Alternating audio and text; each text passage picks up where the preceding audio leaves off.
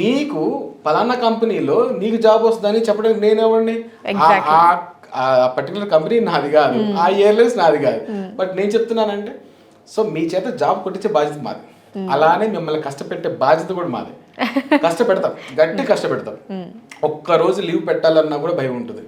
So ఇప్పుడు ఎయిర్పోర్ట్లో job వస్తే లీవ్ పెట్టాలంటే కొన్ని ప్రోటోకాల్స్లో వీళ్ళు కొన్ని ఫార్మాలిటీస్ వీళ్ళు మెయిల్ చేసుకొని కాల్ చేసుకొని రోస్టర్స్ ఎవరిని చూసుకుంటారు, అలానే ఇక్కడ కూడా చేసుకోవాలన్నమాట. సో మీ పిల్లల భవిష్యత్తు కోసం మేము గట్టిగా స్ట్రిక్ట్గా ఉంటాము. సో మా ఉన్న ఫ్లోలో మమ్మల్ని వెళ్ళనియండి. బట్ దట్స్ వెరీ ట్రాన్స్పరెంట్ కదా దిలీప్ గారు. అంటే చాలా మంది ఏంటంటే మేము ప్లేస్మెంట్ అసిస్టెన్స్ ఇస్తామండి, మేము ఇస్తాం అష్యూరెన్స్ అని అంటూ ఉంటారు. బట్ ఆ 2 వర్డ్స్ లేవు ఇక్కడ. మీరు చెప్పినట్టు ఒక చెట్టుకి ఫ్రూట్స్ నేను తెప్పించడం అంటాం తప్పండి. చెట్టుకి ఫ్రూట్స్ రావాలి అంటే దానికి నీళ్లు ఫస్ట్ విత్తనం వేయాలి, దాన్ని మొక్క చేయాలి, మొక్క నుంచి చెట్టుని చేయాలి, చెట్టుకి మళ్ళీ అప్పుడు చెట్టు అయిన తర్వాత ఆటోమేటిక్ వాటర్ తీసుకుంటుంది.